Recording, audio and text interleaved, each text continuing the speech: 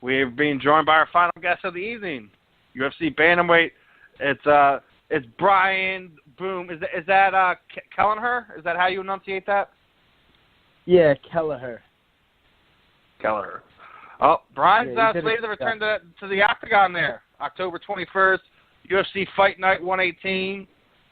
Are you ready, brother? You know. I know it's something. It's kind of the cliche question that everyone asks, but everyone's always ready. Everyone's always feeling good. Nothing wrong ever happens when you ask that question. But tough division you're in. It's starting to free up there. Getting towards the middle of the back end of that top 10, waiting for somebody to kind of step up and stake their claim. Are you going to be one of them guys, man? Yeah, man. Of course, I always believe in myself. I'm coming off a loss now, which is kind of devastating for me. But it motivates me to get back in there and prove my worth. And my debut, I beat rank number 13, and then I lost to Vera. So I just got to go in there and prove my worth now and get myself back in the talks of getting a top 15 guy. And of course, this is my last fight before I renegotiate. So this is a big one. Is that you putting more pressure on yourself to perform and get this win, or is it just something that you naturally would have put on yourself anyways? No, you know what? It's not even pressure. It's just talking truth, really. I either way, I go into these fights and I believe in myself 100%, no matter what the circumstances are. But I just know the reality of it, and so I'll rise to the occasion under any kind of pressure like that. I mean, going to Brazil, I know I'm in the hometown guy's backyard, and that motivates me in its own to just silence the crowd. And I know that my last fight, I really didn't get to show my full potential. Even in my debut, it went so fast. Both fights were like under 2 minutes, so. I'm hoping this fight I can really show my skills, and even if it goes 2-3 rounds, whatever, I'd like to stand up and really have a gritty fight and a really solid performance. Hey, Brian, that's all the fans can really ask for. Go ahead, brother. Hey, do you think you had too quick of a turnaround for your last fight, or do you feel like that you wanted to get as many in as possible for the rest of the year, so you could, when you renegotiate, you have some some leverage? Yeah, no, that was the plan, and honestly, it's not even just about the renegotiation process, but just about the fact that I'm 31 years old now. I'm in the prime of my career, I believe, and it's time to just, if I'm healthy, just get me in there. I all I do is train full time, 2-3 times a day. I dedicate my life to this. I eat clean all year round, pretty much, and I'm just ready to take on anybody, to be honest. So I was, hoping to get 3 to 4 fights in this year. And, I don't want to talk too soon, but after this fight, I wouldn't mind getting back in there for December as well. I just want to stay active, and I think that's good. I believe in momentum, so I want to just keep it moving. I said I want to be the Donald Cerrone of the bantamweight division. So you talk about Donald Cerrone. What's your sparring regimen like? I mean, Donald doesn't do that much sparring anymore. We talked about a lot of head injuries and guys going too hard in practice. Do you like to take it light? Do you get the Shark Tank going? What do you do? Yeah, you know what? It's interesting. That's a good question. I think in the beginning of my career, we really had hard sparring sessions in the gym, and we even had we used 7-ounce gloves, and we were going full force at each other. And I think it was significant in the aspect that you kind of want to build a toughness, and you want to see yourself hang in there through the struggles. I think that's something that builds your character early on. But now that I'm a veteran of the sport, it's, I'm trying to be train smart and at least make it to the fight as healthy as possible so I can perform the best I can. And I think that's something that's got more, relevant on my mind later on in life and later on in my career as I get older. I'm like, it's not that necessary to spar hard too many times. I spar once a week pretty hard with 16-ounce gloves. I drill spar, a lot, but I don't really get too crazy with it. I'd say I spar about 5 weeks out from my fight once a week other than that, outside of camp, I'm not really getting too much impact. Not too much sparring. So. Hey man, I think it's one of the bigger things, man, to do it, to train hard, but train hard correctly. Don't, like you said, get to your fights healthy. Don't try to kill yourselves all the time. Regardless if you're just sparring, but just drill technique while you're at it. Don't just try to rip your sparring partner's head off the entire time. And it's like one of the things that I've been trying to talk to a lot of the fighters is you guys also need to make sure you have something else to give outside of what you give while you're in the sport. You make sure you have another plan in life. You're starting to see some of these guys that are developing head injuries in MMA. Even the Bellator kid who got killed in the car accident. What was it? The end of last year. We just found out that he had CTE, and the kid didn't even have 10 fights. Wasn't in any really big brawls or anything like that.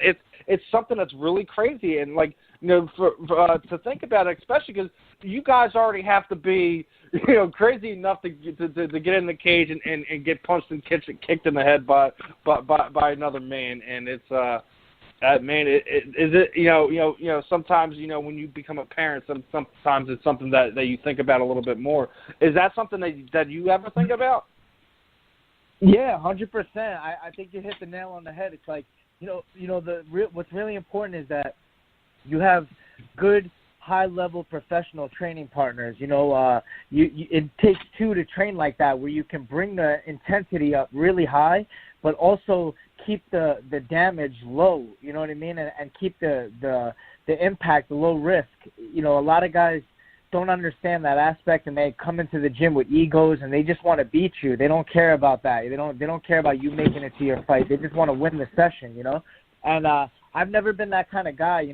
I like to work with the people. I like to train smart and find out who understands that aspect of the game. And I think that's important. Like you said, there's a future after fighting, and this is a sport that you can only do until you're let's say 40 years old if you're lucky. And what are you going to do after that? You don't want to have any kind of brain damage that's going to prevent you from going further in life after this career. So definitely something that's on my mind. And I think, I've never been knocked out. I think it goes into the fighting game too. Like, you want to fight smart to some aspect as well, but it's tricky because you want those 50G bonuses. So it's like, you got to do what you got to do sometimes. But for the most part, you got to be aware in there. You just got to try to take less damage and give more damage. That's just how the game works.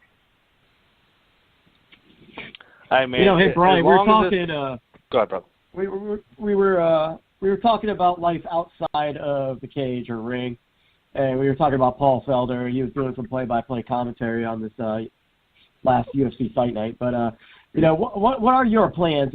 What have you been gearing up for outside of the cage, if anything at all? Yeah, I've been thinking about this a lot. Not that I feel like my fighting career is coming close to an end or anything like that. And I don't either.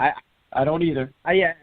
No, I know. I have a lot of fight left in me and everything, and but the future is something that's going to happen, and you got to be prepared. If you don't have a plan, then you're going to be lost, and that's what that's a fear of mine, like fighting being over and being completely lost. So, I'd like to build my name and keep getting these wins and put myself out there. I think I'm well-spoken. I want to try to do some kind of commentating like Paul Felder. We share the same manager, so hopefully, in the future we could work something out with that. Maybe even a sports analyst.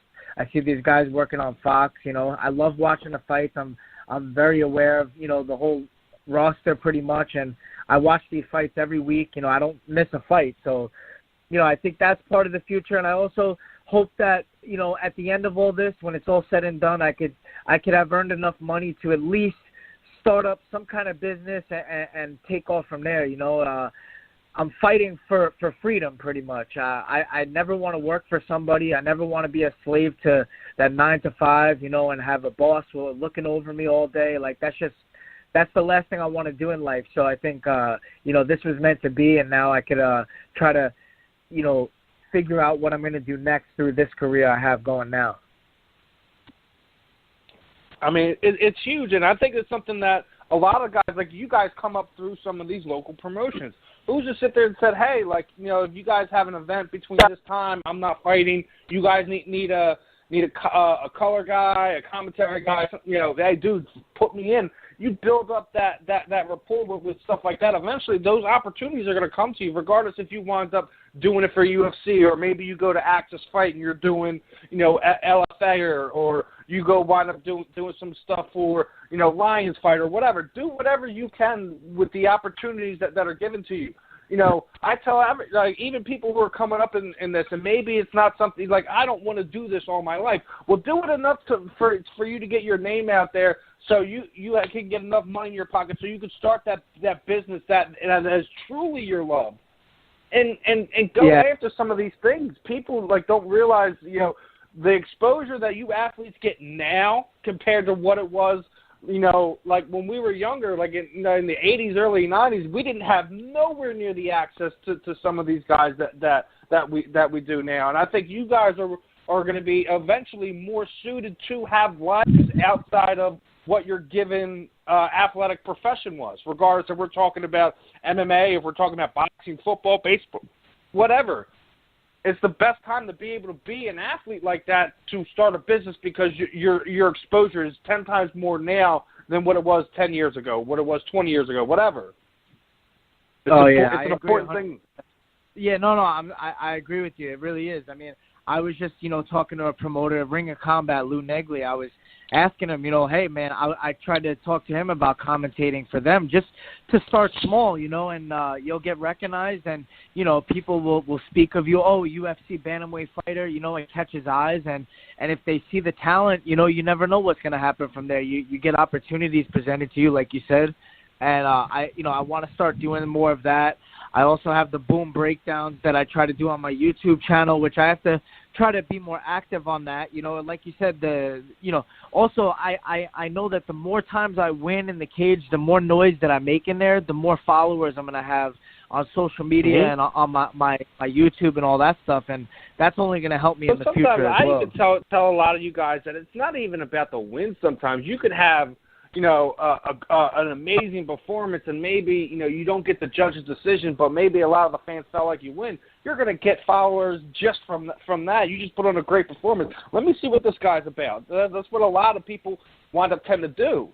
But also, I say a lot of these guys, even if you don't really go on all the different platforms on a daily basis, a lot of your stuff that you do to Instagram links to everything else, and you could just kind of spiral it out from there. You could take care of Facebook and Twitter all through Instagram. Yeah, for sure. It's good. No, I was gonna say, with the Instagram, I really have a passion for music. I like to sing, I like to rap, I write a lot, but so I put videos up, on my Snapchat, my Instagram, and you just never know, if you have some talent and you have a big name, and you like you said, you're putting on good performances, there's eyes on you, you just don't know the opportunities that can come your way. Yeah, especially if they don't know you do it. So then who's to know that you're just saying that you like that you like music and you like to rap or whatever. Who's to sit there and know that maybe you're not going to get a record deal or something, but say hey, yeah, you know what, Brian, you got enough character and charisma. We're starting this TV show. Why don't you be a VJ for one of these music show stations or something like that? Hey, man, let's do it. Let's have some fun. You don't know who's watching on those nights, so you just try to make the best impression you can with these people, man, because you only live once, right, man? Yeah, for sure. You just got to be yourself too. After the fight, when you get that microphone, that's your time to show yourself and make some noise. So I definitely take full advantage of that as well. Yeah, you did. I mean, hey, you know what? I became a fan of you after that Alcantara fight. I mean, I watched you fight. I never seen you fight until that fight. I'm going to be honest. But when you did, man, and when you started talking, and everybody was fucking screaming and shit. I think, did you piss off people during that when you were talking? I forget, but it was you got the crowd going, and I was like, this guy is fucking cool as shit. And when I found out that we were interviewing you, man, I was like, that's the fucking guy right there. I remember that guy. So, I'm getting a little bit older too, Brian, so my memory is not always there all the time. So, just keep doing what you're doing. Yeah, and you gotta be good on the mic nowadays. If you want to keep your ass in the UFC, you gotta put asses in the seats alongside winning. So it's a combination of two things. But even like Steve said, even if you lose, we also see but if you put on a great where fight, it goes the other way too. But also we've seen the things that maybe some of these guys who have won and have paid their dues, they probably don't get the same amount of push as some of the guys who don't keep their mouth closed, so to speak. The saying that closed mouth don't get fed. Well, they keep it running, keep stuff coming out of it. I mean, hell, a lot of us don't really care for Angela Magana, but somehow she winds up still under contract, even with her sub 500 record there. But hey, if we all have our talents, and I guess they found some in hers. Well, it's the entertainment business, right? So if you're doing some entertaining, then you have eyes on you. Yes, sir. Yes, sir.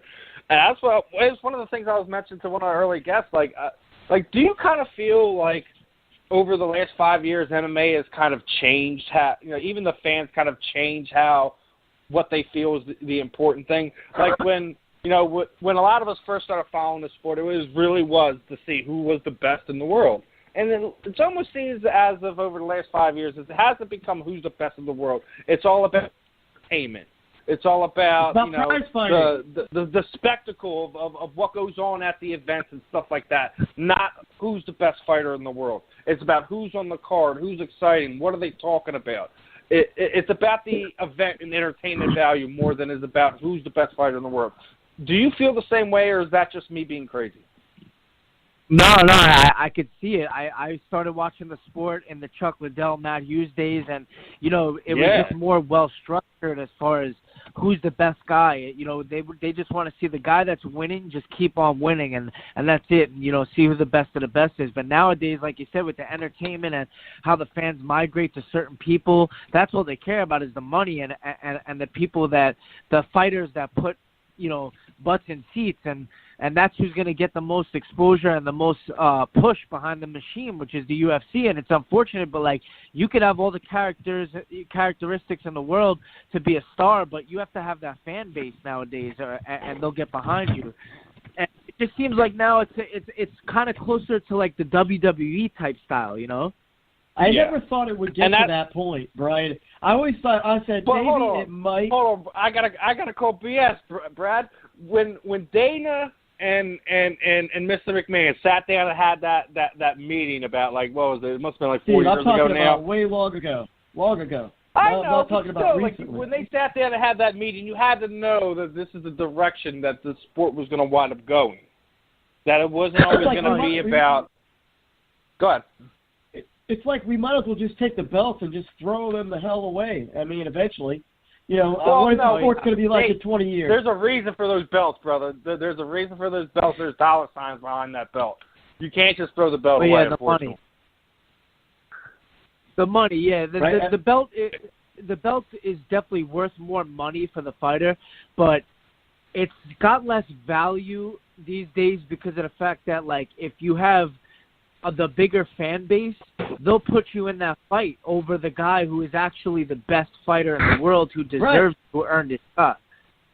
They've been doing that a lot lately. Well, look, dude, look at the interim lightweight fight. Kevin Lee. Kevin Lee basically got his way in there because of whatever Khabib's manager thought was going to happen when Conor returned. I guess he had some idea in his head that they were going to just immediately fight and that they were going to have this other interim fight, and it didn't exactly turn out to be that way. And now they're kind of, sitting there with, twiddling their thumbs like, oh, great, now we're stuck on the sidelines. When in reality, it should have been, El Kukui and Khabib fighting for that interim fight. It's not always about that. Yeah, and Kevin Lee's had been making a lot of noise over the last few years, and literally talked his way into that fight without really having to do a whole lot of talking. If you really look at it. Oh yeah, I mean he's a beast in the cage, but you see how he took full advantage of showing his character on the mic and really just he's going off now. Every interview he gets, he's on point, like he's just firing away on all cylinders. And the funny thing about that is, I heard that he was never that type of person before. And people have said, "Oh, that's not Kevin Lee I know," but you got to evolve. You got to evolve as a fighter. The sport, you have to evolve as a fighter. Like I said, look where the sport has gone. It's gone from having specialists who dominate the sport to having true, well-rounded athletes now. You have to evolve, not just as a fighter, but as your personality as a person as you go through the sport. As you go up the rankings, you have to evolve. You know what's unfortunate, though, is if your personality is your personality. It's hard to be fake. You know what I mean? And some guys do it well, but I feel bad for the guy that's just a real quiet guy, but he's an assassin. You know what I mean? Actions speak louder than words. Yeah. Gunnar Nelson. Yeah, he's not going to. Gunnar Nelson's a prime example. Oh yeah, exactly. Unless you're like a John Jones minus the steroids and the tainted supplements, you got to be a killer just taking guys' heads off to get to be that quiet guy that gets what he wants. I got to ask you, bro, what are your thoughts? Like, we were talking about it, with what's potentially facing him. We were talking potentially him being cut and possibly never serving suspension fighting overseas. If you're John Jones moving forward, do you try to secure a release, or do you just sit there, take the 4 years, and try to come back and fight for the UFC? Oh yeah, I didn't even know it worked like that. If the UFC cuts him, he doesn't have to face the penalties of the NSA. He will. I think the way it works, he would have to serve the suspension through the athletic commission through California. But he could get cut from the UFC and then never have to serve the USADA suspension. But let's say, for argument's sake, he goes and gets cut, fights overseas in Japan for a few years, decides that does whatever he does over there, and decides, you know what, before I retire, I want to make things right. I want to fight for the UFC, and he goes and serves a 4-year suspension, comes back, he's 36, 37 years old, and fights. So the thing is, if he stays, he's going to have to sit there in the testing pool for 4 years, not mess up, and then whenever it's over, then he'll be able to fight again. In all honesty, if he gets 4 years, I think he might retire. I think he might be done. At least in the United States. And we were talking too. He could still fight overseas. He could still fight overseas. We were talking too about him. He was talking about fighting Brock Lesnar, and now Vince McMahon, Brock Lesnar versus Bones Jones in the WWE. Yeah, send him to Japan. Send him on WWE. What is it? Wrestling Pass. Send them some pain. Juice them all the hell up to all high heaven and watch some craziness happen. It's crazy, man. They could have best out of 7 series there. USADA is just crazy though. It's just so strict that You think they're too strict? I think to an extent. They are. Dude, Ashley Evans Smith got suspended over a freaking flower. A diuretic flower. Yeah. Come on, man. Yeah, that's some ridiculous stuff. They got to evolve with the times, but.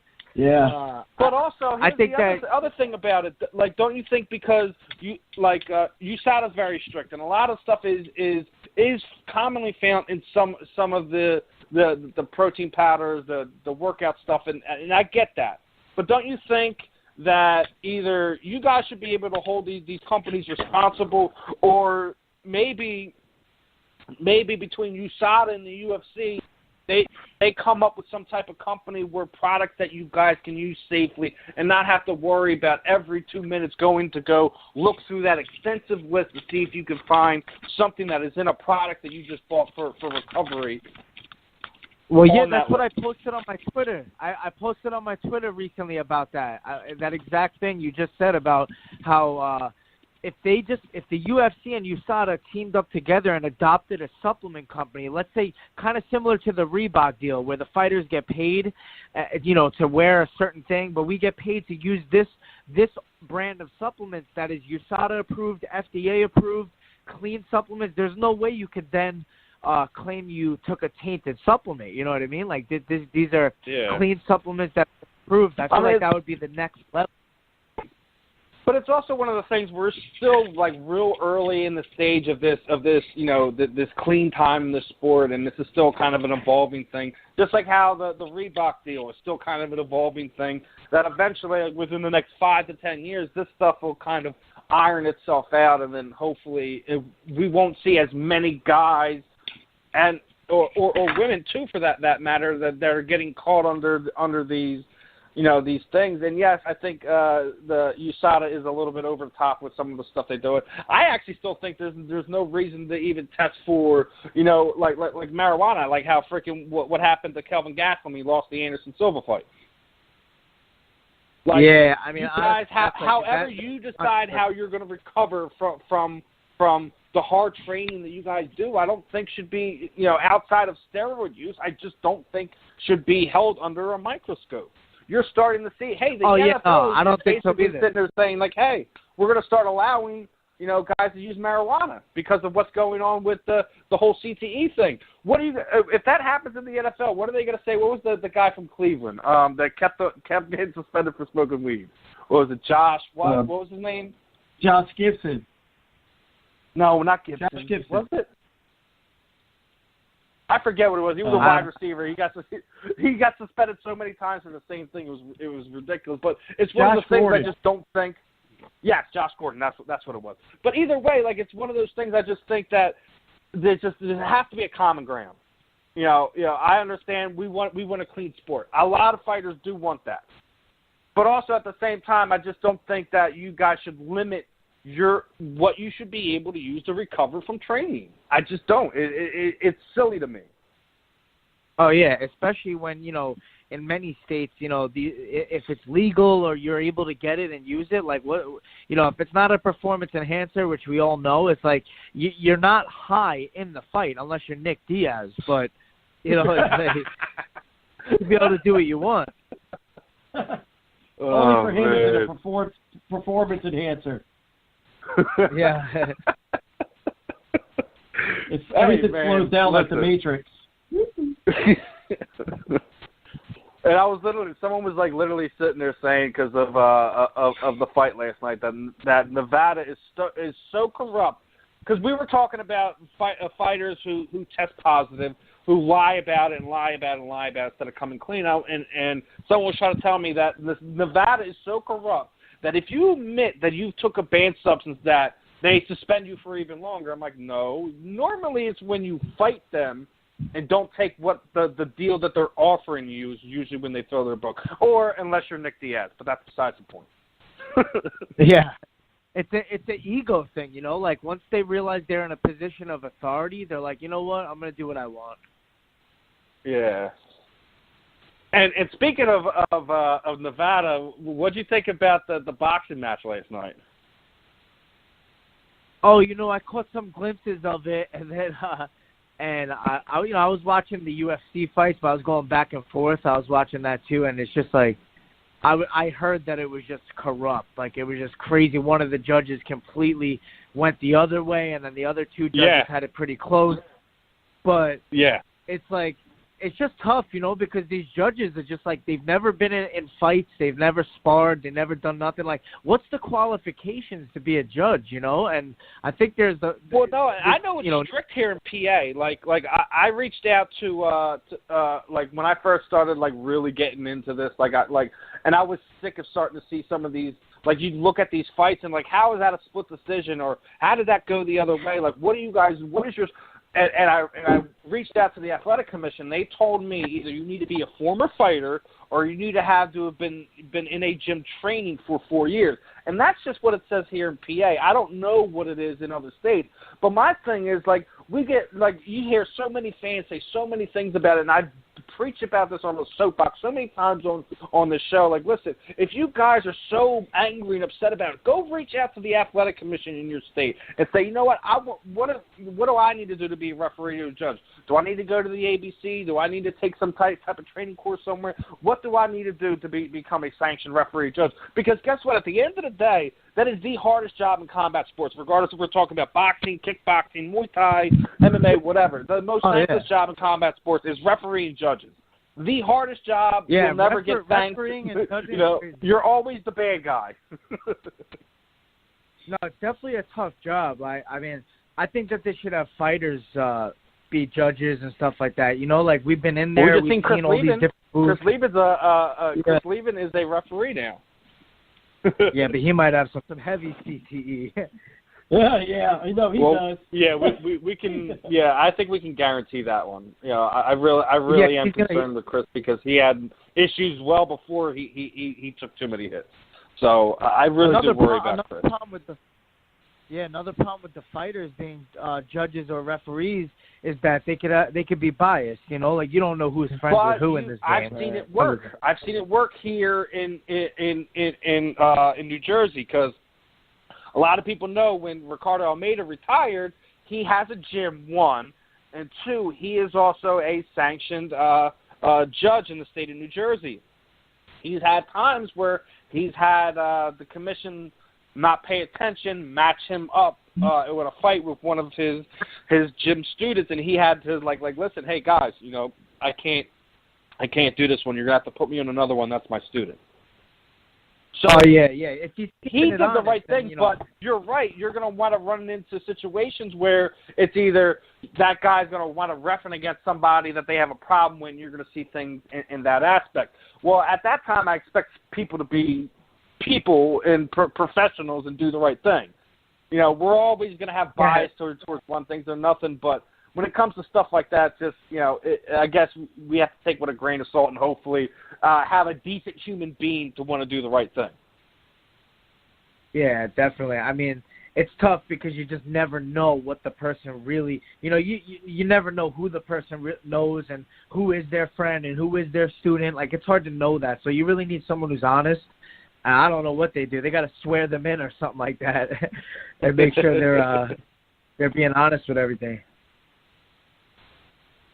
Yeah, man, it's one of those things. Like I said, the sport's still growing.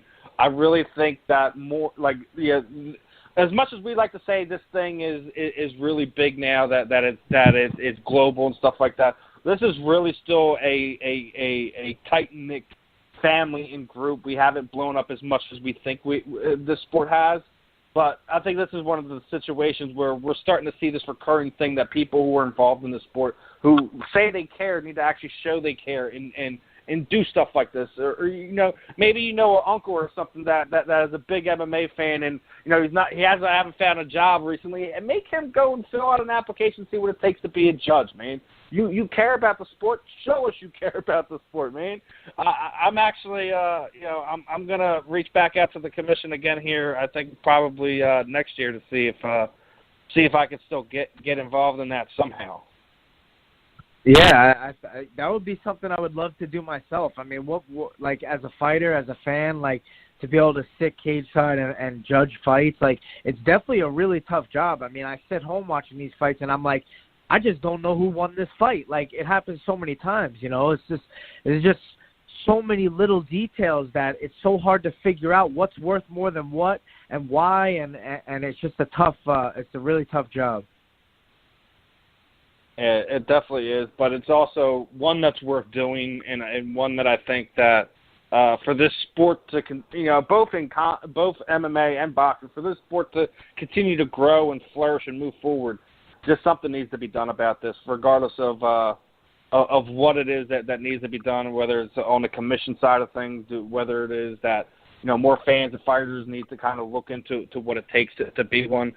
You're always going to have, commission is always going to have guys that they like to work events and stuff like that, and you're going to have biases in that sense, but I don't think it should be that hard for some of these people to kind of break those ranks and, you know, kind of, you know, dispel those stigmas about referees and judges.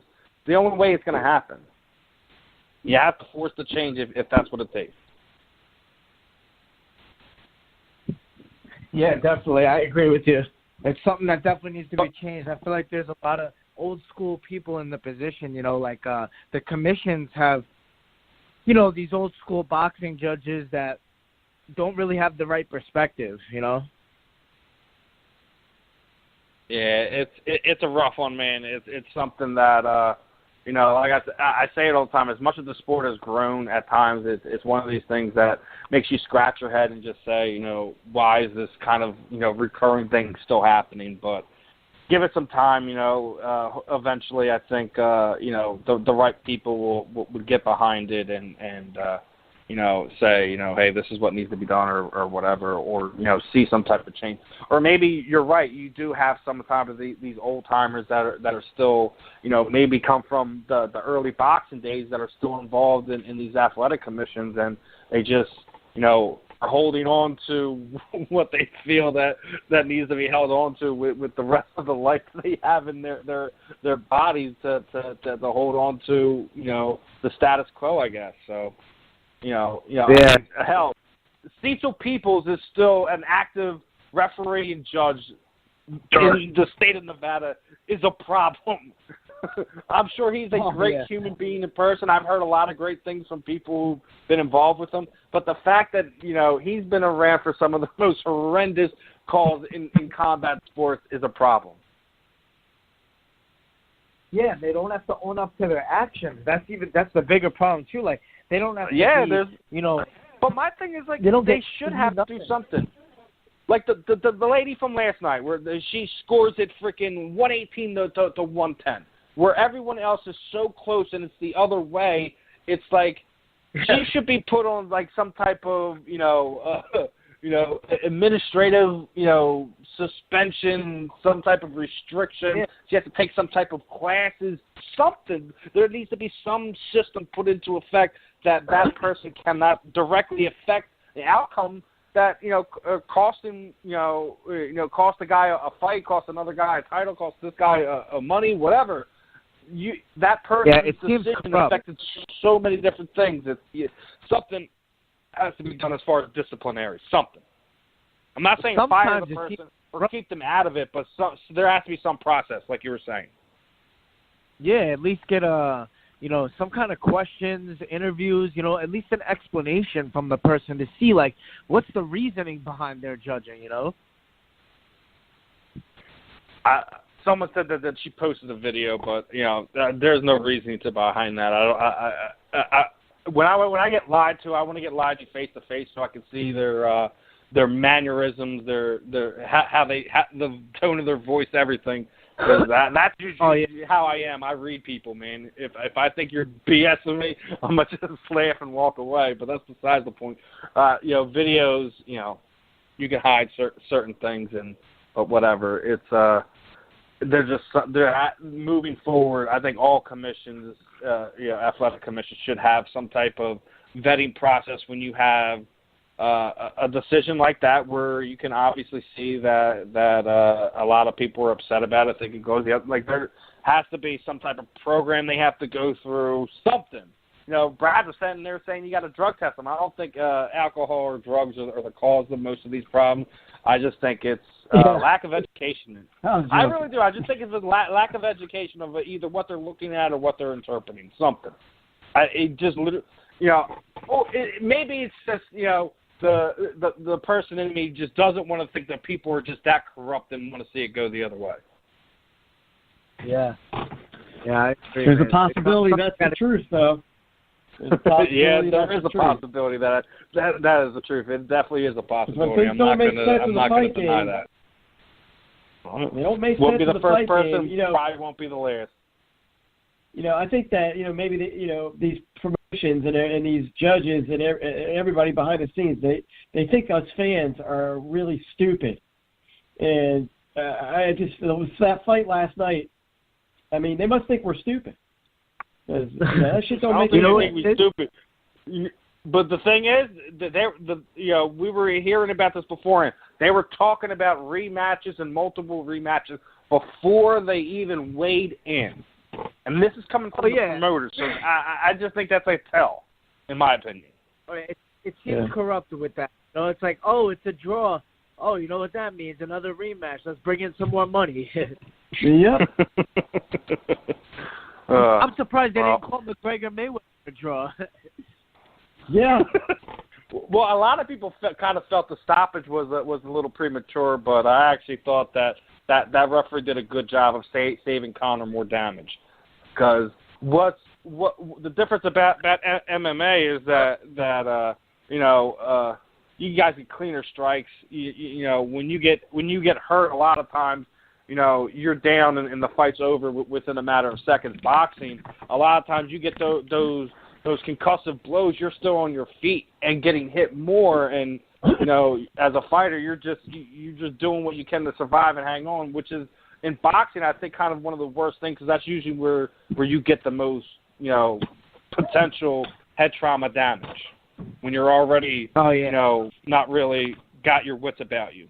They got the standing 8 count and everything, you know, MMA, you get I hurt, think that's down. the one thing that definitely needs to go with boxing. That needs to go. Yeah, it sucks. You know, the fighter is always going to have that fighter's mentality. He wants to stay in there no matter what, you know, but you got to look after the fighter at some point. Somebody's got to, you know. Mhm. It's one of the interesting things to kind of see what happens with combat sports moving forward. And I actually want to see what happens, because, you know, they're going to get to a point where guys like you are going to be getting involved in the sport after it's all said and done with, and going to have to be trying to clean up this mess that a lot of, you know, guys who transferred over to boxing and went to MMA just kind of let things kind of run rampant like this. I mean, you know, eventually we'll get to the point where it's straightened out, but, you know, hopefully, you know, it all gets to the point where, you know, everything's the way it should be. You guys, you know, have medical care. You guys, have you know, a set pay when you get to these larger promotions, especially like the UFC. So, you know, the sacrifices you're given, both, you know, time with family, your medical health, your long-term mental health, that you guys have something that is worth it, you know. I mean, I know this is still kind of a growing thing, but it's also things that should be questioned, should be brought up. Yeah, I mean, they want the best fights in the world. They want the best fighters. Well, we're training full time. You know, we don't want to work other jobs so that we could be the best fighters out there. But you know, we don't have the benefits, the insurance, and all that stuff. So it's a crazy situation. But like you said, hopefully in due time they'll make the necessary changes to clean up the sport altogether. But it's like one of the things that drives me nuts about these you know, quote unquote fans. They like to bury the UFC. Oh, they're just so corrupt and doing this, that, and the third. Like, listen, they're also growing in this process too.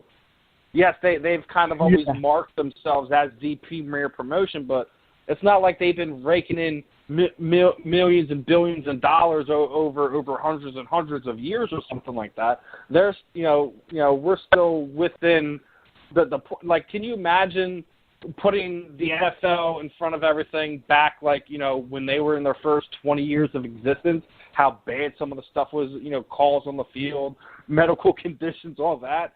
So the thing is, you guys are going through all that in the time that technology is at the largest, where your microscopes are under the same thing. I think sometimes the UFC does get undeserved heat.